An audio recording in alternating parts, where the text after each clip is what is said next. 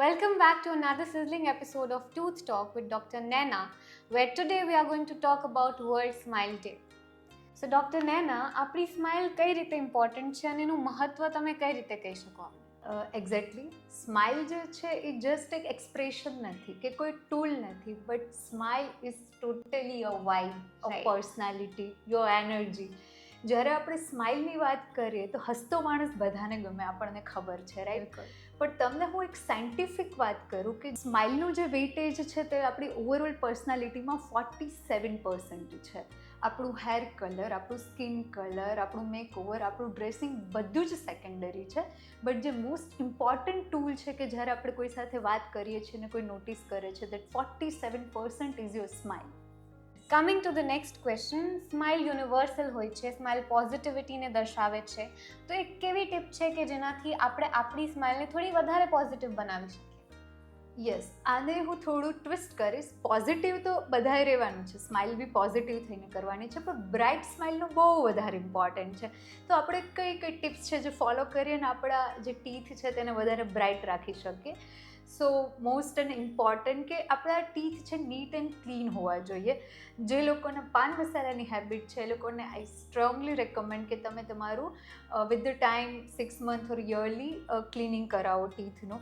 જે લોકો ટી અને કોફીનું વધારે કન્ઝપ્શન કરે છે તે લોકોને સ્ટ્રોનો યુઝ કરવો જોઈએ, કેમ કે સ્ટેઇનવાળી જે વસ્તુઓ છે તે આપણા ટીથની જે નેચરલ બ્રાઇટનેસ છે તેને પણ ઓછી કરે છે. સો આઈ રેકમેન્ડ કે ટીથને બ્રાઇટ રાખો, નીટ એન્ડ ક્લીન રાખવા વધારે જરૂરી છે.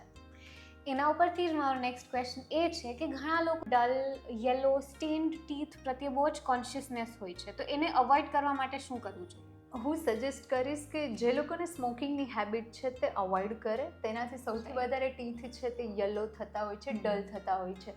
જે લોકોને પાન મસાલાની હેબિટ છે તે લોકો હેબિટ ક્વિટ કરે એ બેસ્ટ ઓપ્શન છે. અધરવાઇઝ કે યરલી ઓર 6 મંથ ડેન્ટિસ્ટને મળો અને તેમની એડવાઇસ પ્રમાણે ટીથને ક્લીન કરાવવા ખાસ જરૂરી છે. ટીથને વ્હાઇટ પણ કરી શકીએ છીએ કે જેનાથી વધારે આપણા ટીથ બ્રાઇટર દેખાય.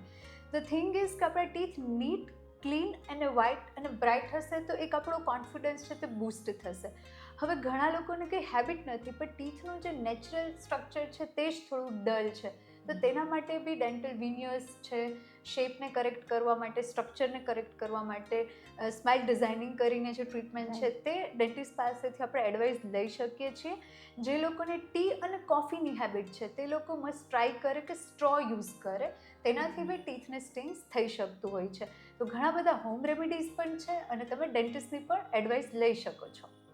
આ બધી એડવાઇસ ખૂબ જ બેઝિક અને ખૂબ જ ડે ટુ ડે લાઈફમાં ઇમ્પ્લિમેન્ટ થતી હોય છે, પણ તો પણ આપણે કેટલું ઓવરલુક કરતા હોઈએ છીએ. અગર આ ફોલો કરી લઈએ તો ઘણું બધું ઇમ્પ્રૂવ થઈ શકે છે. Exactly. Right. Coming to the last question, since this is the World Smile Day, what will be your message as a doctor and a dentist to all of our viewers? My most important message to all my audience is just we all have one life to live. So smile bright, smile big and live it with all the confidence. Thank you. Thank you everyone for tuning in to Tooth Talk, and until next time, stay bright, stay healthy, keep smiling and keep shining.